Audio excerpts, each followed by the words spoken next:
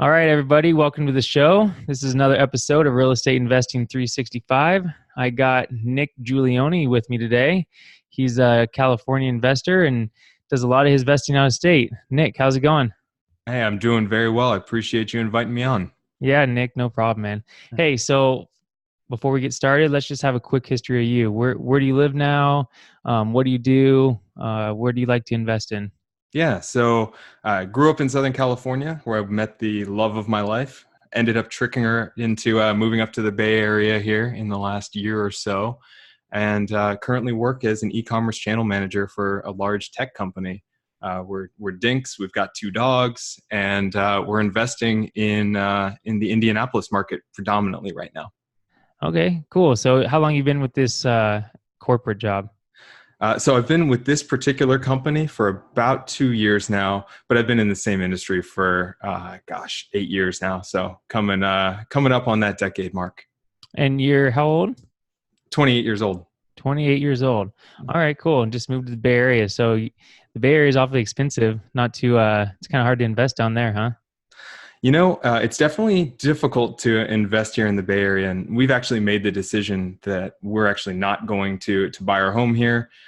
It makes more sense for us to rent here in the Bay Area, and so we spend all those dollars in Indianapolis. But we actually house hacked in our previous location down in Southern California. Okay, cool. So this isn't part of what I normally ask, but since you mentioned that, you deciding to rent instead of buy your home. And I've had this discussion with several people that they always like to buy their primary home because they think it's it's a great investment, but that's not always the case, right? Because it's only an investment on paper. If the market goes down, well, you just sunk a whole bunch of money into your down payment in your primary house when maybe you could invest that money and make a return on it. Is that kind of what you guys are thinking? Yeah, that's definitely one of the major factors. We're big spreadsheet nerds. We love our Excel, and we've kind of broken it down and looked at our budgets and made the decision that, hey, if we bought up here in the Bay Area, our mortgage might be $4,000-5,000, whereas our rent would be probably less than that in most cases. So we looked at it from a cash flow perspective, number one. And a lot of people would still look at that as wasting money on a monthly basis. But truthfully, we haven't earned the right in a lot of cases to settle down and really plant some roots because we move around pretty often. Our careers have been really on the upward trajectory over the last couple of years, and they've moved us around, and that's the reason we're up here in the Bay Area. So, truthfully, it's a variety of factors. One is obviously flexibility, and the other is just the ability to actually see a decent return on our money.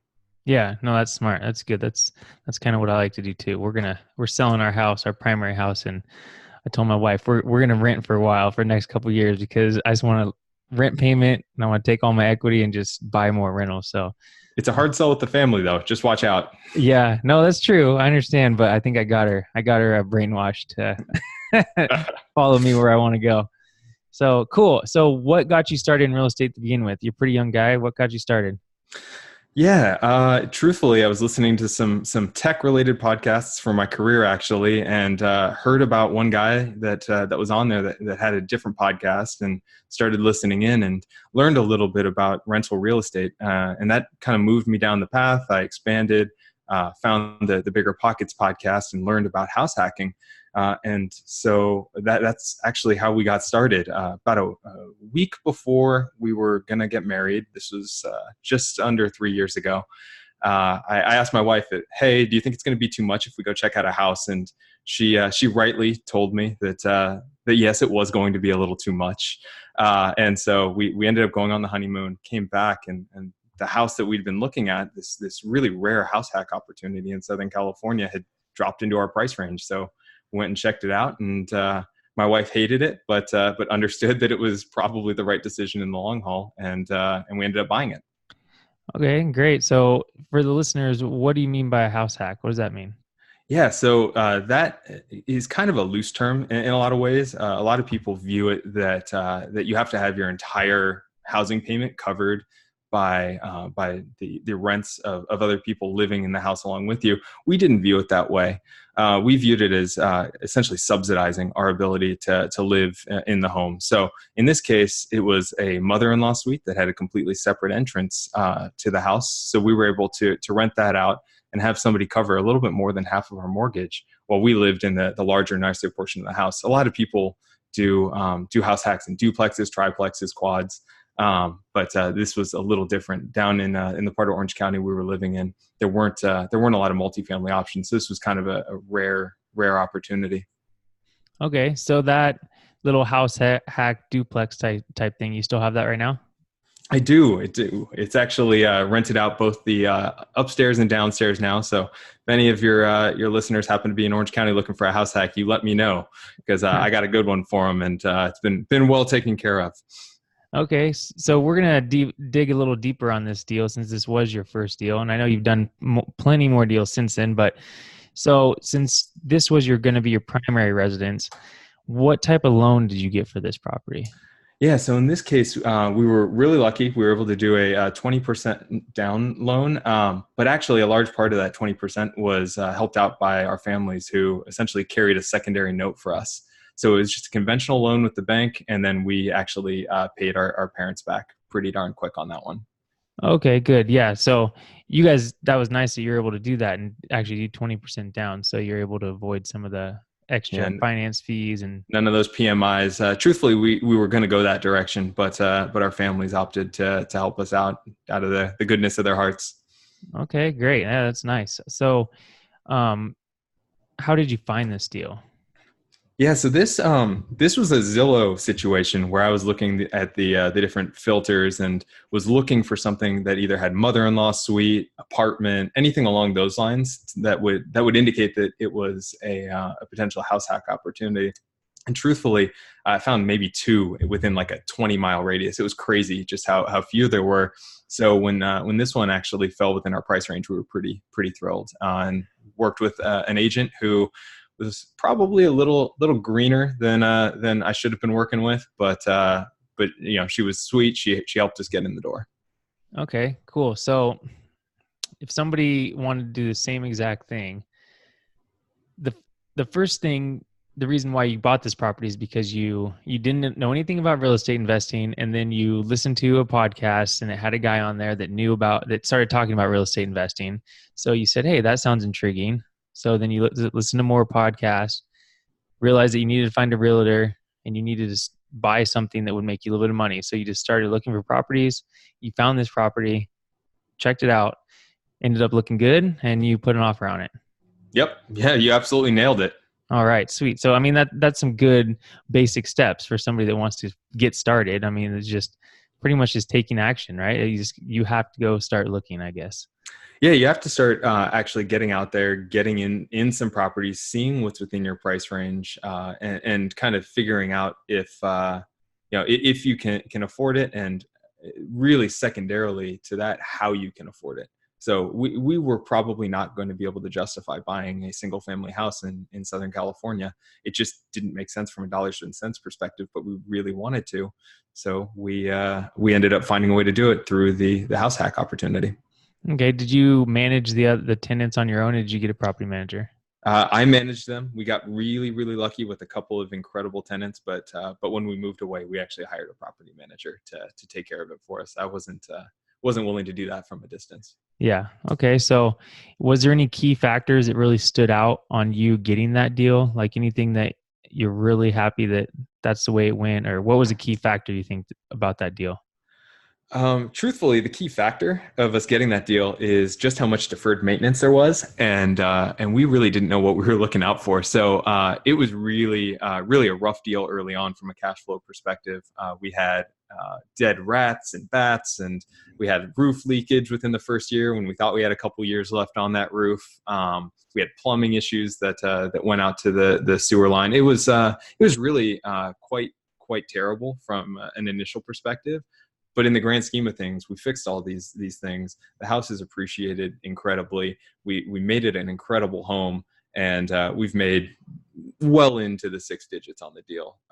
But truthfully, it was a house that probably a first-time investor shouldn't have gone with. And that was really the factor that got us in there.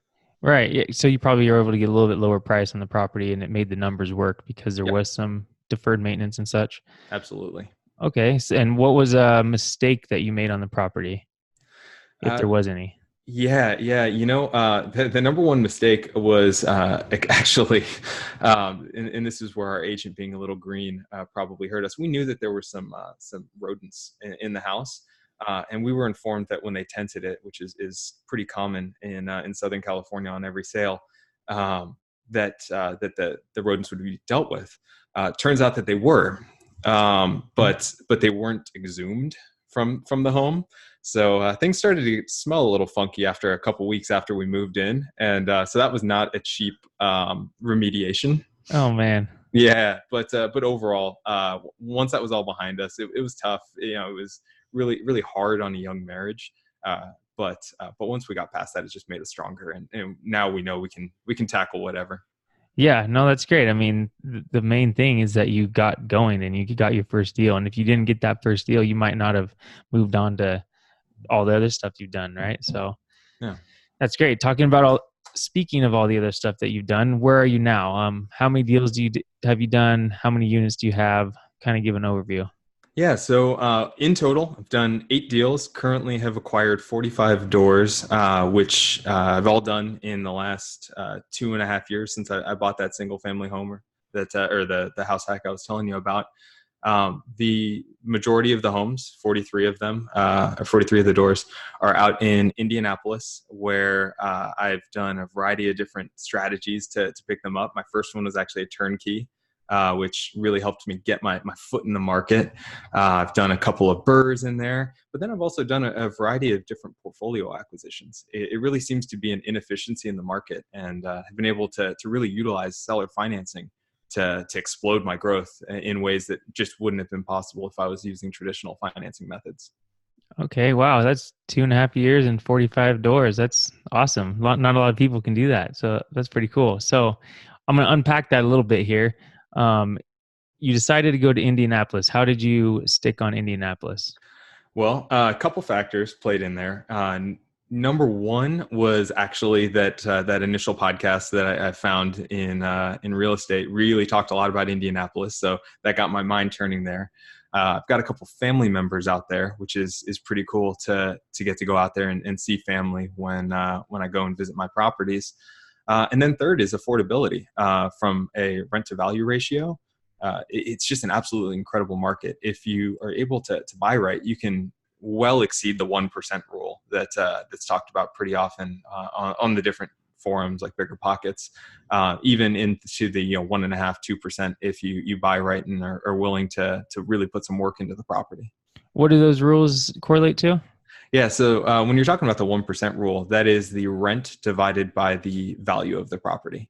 So generally speaking, they say that you'll be at least better than cash flow neutral if you're at the 1% rule. Now that's a rule of thumb. Obviously, do your due diligence before purchasing a home, but that's a quick way of doing an analysis. For instance, if you were to buy a $75,000 home out in Indianapolis, you could expect about $750 or more dollars A month per rent. Yes, that's correct. Yeah. All right, sweet. So, you decided to go out to Indianapolis. Did you have any experience? You didn't have any experience doing long distance real estate investing. So, how did you start to learn about that? Trial and error. A lot of podcasts, a lot of the Bigger Pockets books. Truthfully, I'm an avid podcast listener. That's probably where I get the majority of my learning. And so ended up having several relationships with multiple property management companies out there, multiple agents, because for a variety of reasons they didn't work out, but have finally settled on a couple that really work. And truthfully, I've learned from a lot of great people. I post on Bigger Pockets just about every day. I get to ask the questions. I get to answer the questions, which helps me to go and learn and research more. So truthfully, it's one of those. I'm one of those people that's going to jump in with 2 feet. I'm not going to dip my toe in the water, and have definitely made my mistakes, have taken my licks, but have obviously been moderately successful in the last 2 years or so. Okay. So, um, you're finding these deals with agents or direct mail, or how are you finding them? Yeah, so actually, all of these have either been MLS deals or they've been through an agent. The burrs that I've done out there have all been on the MLS. Not necessarily the most efficient way to find burr properties, but it's worked pretty well for me. Wholesalers generally have better pricing, but you're not getting that handheld experience, which at a distance can be useful. And then the other piece that's really helped to explode my numbers is the portfolio acquisitions, which generally speaking actually aren't listed on the MLS. Those are generally pocket listings from agents, and closed on several of them over the last couple of years. And the reason I keep getting more of them is because I prove I can close. I prove that I can come with creative solutions, and have a couple of agents who actually come to me first now with portfolio options, because they know, hey, Nick will at least give a fair offer. He'll try and make it work for everybody. It might not happen, but you know what? If Nick says it'll happen, it'll happen. Okay, great. So I hear you do have a pretty sweet story about one of those portfolio deals. First, explain what a portfolio deal is and what a pocket listing is.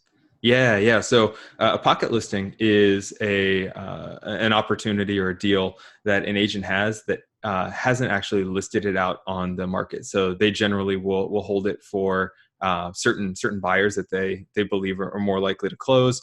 There are a variety of reasons why they might do that, whether there are tenants in the properties that they don't want to spook, or it's just a weirder deal that might not make sense on the broader market.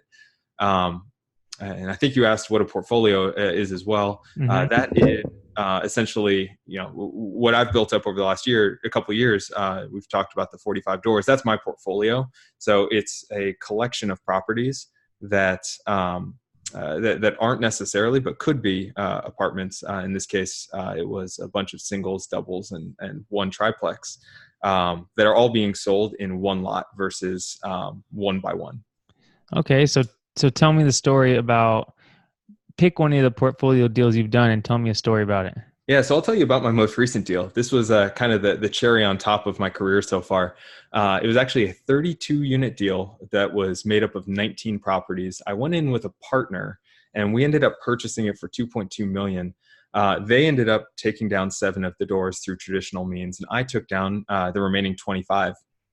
And I was actually able to negotiate with the sellers to have them carry 100% of the note for my piece. So that was $1.6 million. And the way I closed it was such that at closing we closed just after the start of the month, which meant that there were prorated rents, there were tax prepayments, things along those lines, so that I actually received a check for over $30,000 at closing, and got 25 doors. So it was a pretty darn cool deal from my perspective. So you got a deal for free, kinda, no money down, and they actually paid you. So they paid you 30 something grand to take this deal. Yep, pretty much, pretty much. Now I did have to put that money back into the deal a decent amount, Right. but yeah, I literally walked away with the deal with nothing out of pocket because I was able to be creative and work with the sellers to find a solution that made sense for them. Okay, so this was a pocket listing from a agent. Yep. So this was actually an agent I'd closed a previous portfolio with. Okay. So how did you even bring it up to the sellers? Did you bring it up to them or did they offer, or how did you get the 100% financing from the sellers? Oh no, that was definitely not offered. That took a little bit of negotiating from my side. What you have to do is you have to put yourself in their perspective. There aren't very many buyers out there that are able to take down 32 doors at one time when it's not like an apartment complex where it's not easy to finance. So in this situation, I had to look at it from their side, and the way they needed to see it was they needed a certain amount of money to pay off the mortgages, and so they needed X amount of cash to close the deal. So if I came in with a partner and they were traditionally financing, that looked like cash from the seller's perspective. So there weren't, like I said, there weren't too many people that could take down a deal like this, and there are really no banks that I've found that are really willing to finance on something like this. So it was an older couple. they were essentially trying to even out their retirement funds and make money for the next 20 years. So I just said, hey, here's the deal. I'll essentially allow you to sell me the homes. 20 years, I'll pay you $12,000 a month, and then we're free and clear. Okay, so you amortize it over the 20 years. Yep. So that's essentially their retirement. Okay, that's great. And your partner that you bought the deal with, they were okay with them having to put down their chunk of money and then you getting it for free? Yeah. So from their perspective, they got a great deal. They got awesome equity, immediate equity on the purchase. So from their side, they didn't find the deal. They were just they were somebody who was looking to get into real estate, but didn't necessarily have the time or energy to go find deals like this. So this was a great deal for them. They're going to make an immediate return in the double digits. And it was a win for them. It was a win for me, and the seller got what they were looking for, which is even cash flow. Which, as real estate investors, we all know that there are definitely some ups and downs. One month you'll be doing great, and then the next month you'll have a roof go out. Yeah. So how'd you find this partner? Was it a longtime friend or somebody you worked with or? Yeah, longtime friend. Okay, great. So you have property managers on this deal, I would assume. Yeah, so actually have a fantastic property manager out there.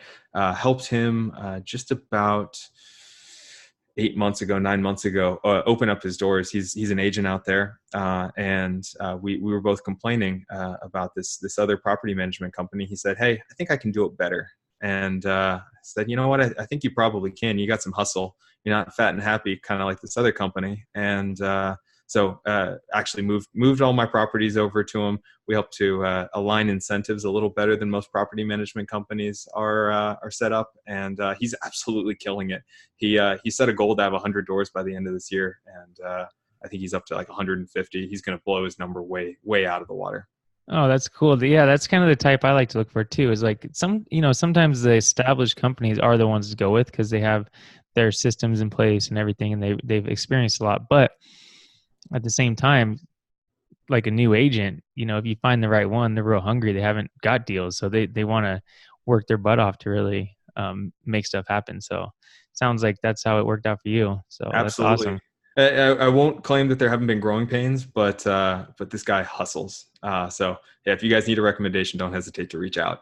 Oh yeah, no problem. I mean, if you want to, what's his name? What's his company out there? Yeah, so his company is Mowdy and Co. His name's David Mowdy. He's absolutely amazing, great investor, agent, and property manager. All right, so there's a little plug for David out there. So, do you have criteria for deals that you like to stick to, or anything that you go by, or is it just anything that makes money? Yeah, I'm definitely looking and changing my criteria actually over time. As you guys may or may not be aware, it gets harder and harder to get loans the more properties you have. So my fraud report looks absolutely terrible whenever I go apply for a loan, and that's something that they pull to make sure that you're not a criminal or anything like that, and they're not loaning to somebody who's going to just burn the cash. So it takes me a lot longer to get financing at this point. So I'm generally looking to move out of my lower cost properties and into higher end properties with all of those Fannie and Freddie loans, simply because that's the only way it really makes sense from a time perspective on my side. Like to move up into over $100,000 homes within the Indianapolis market, all within the 1%, or rent to value ratio or higher, like we were talking about.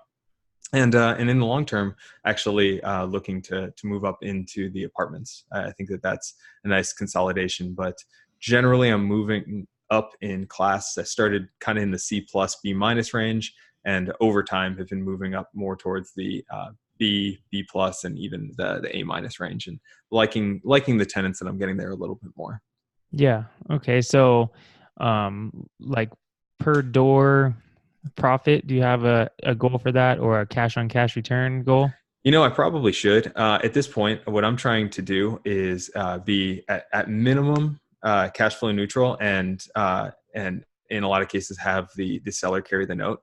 So generally speaking, the notes are going to be a little bit more expensive when I do that.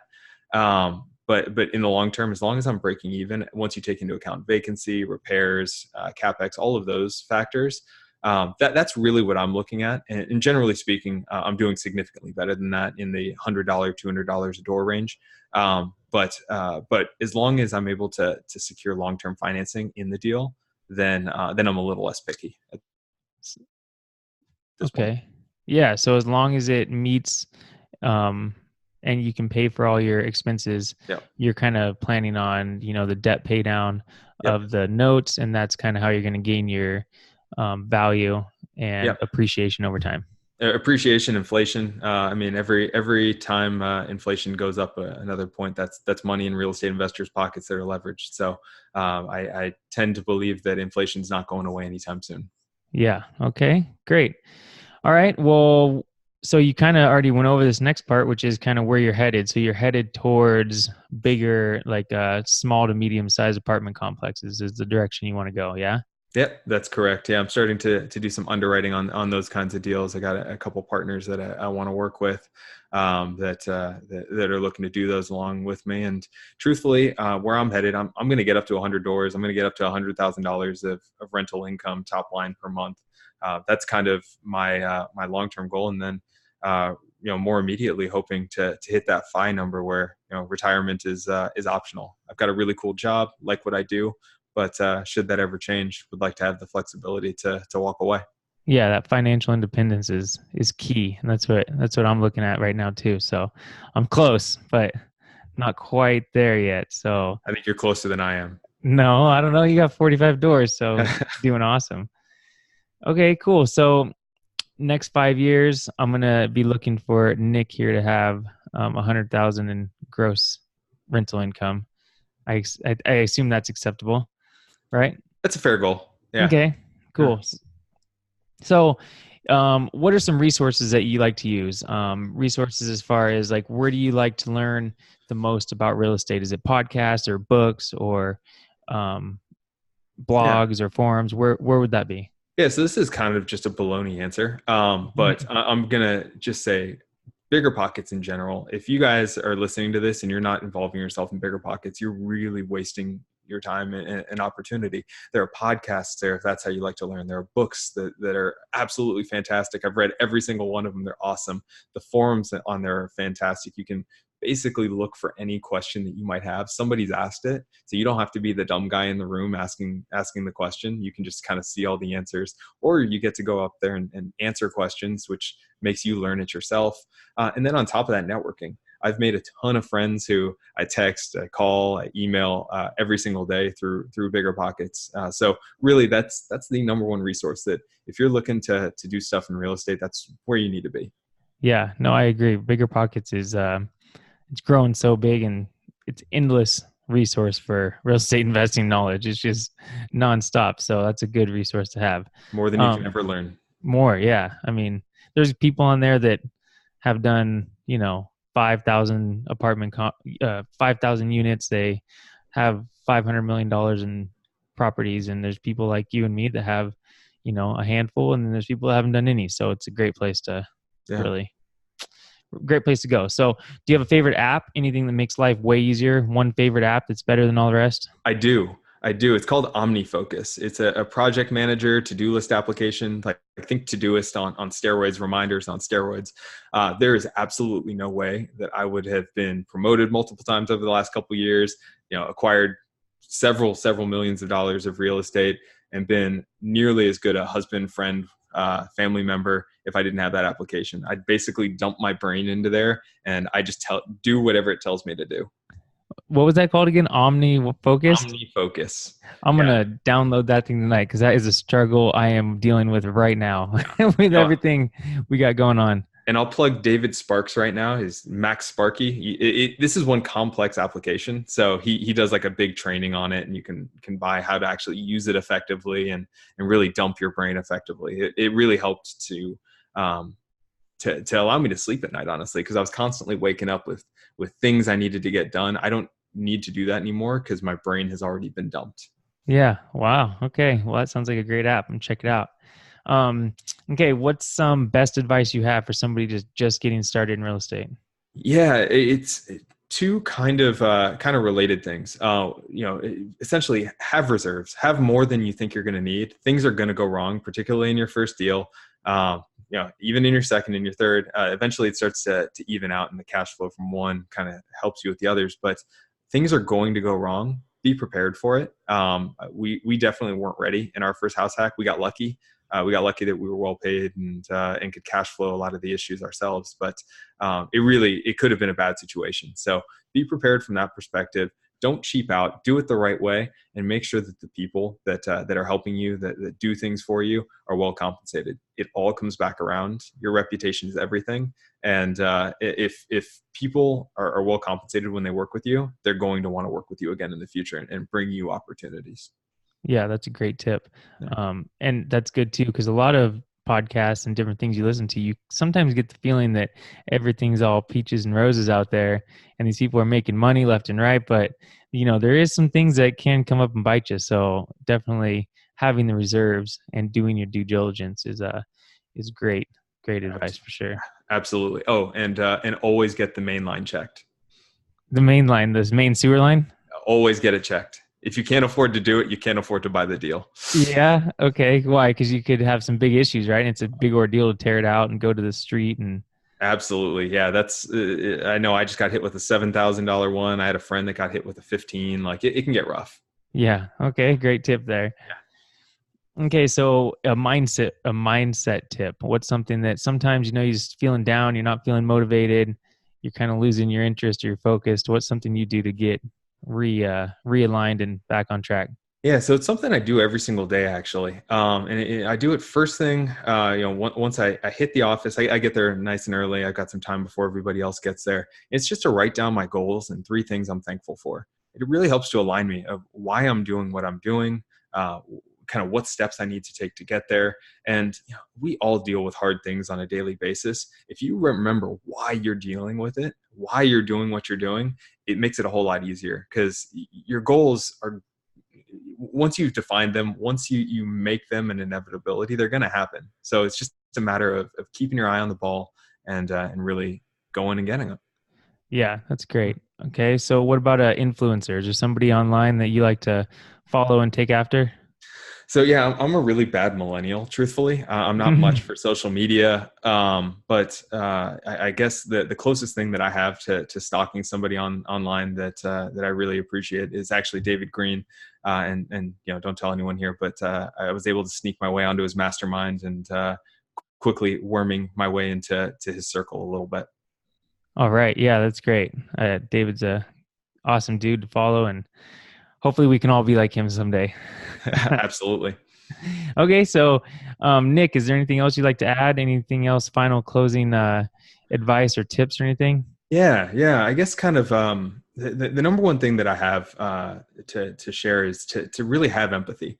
Really try and put yourself in the shoes of the people around you. Because once you understand what motivates them or what their pain points are, you're able to get creative. You're able to really come up with some solutions that you wouldn't have thought of.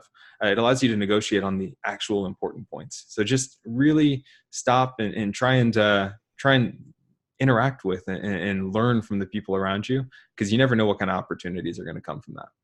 Yeah, that's great. That's kind of comes from, we just talked about this the other day, right? Tony Robbins says the 6 human needs. Maybe that's something that all the listeners should check into and really take note on. But that's great advice. Absolutely. They should definitely check it out. I'm still learning about it, but yeah, definitely an inspiring guy. Yeah, for sure. All right. Well, Nick, where can people find out more about you or what you're doing, or Yeah. Get advice from you? Yeah, you can follow me on Bigger Pockets. I generally post about all the deals I'm doing up there. You can find me on my profile, or you can reach out to me at nick@giulioni.com. I'm sure it'll be in the show notes here. My last name has a lot of vowels. It's tough to spell, but would love to chat with anybody. My greatest moments are getting to help other people start their journey. So please don't hesitate to reach out. Right on. Thanks, Nick. And yes, you're right. Everything we talked about here will be in the show notes. And Nick, thanks for coming on. I appreciate it. Thank you, Justin. I appreciate it. All right. Talk to you later.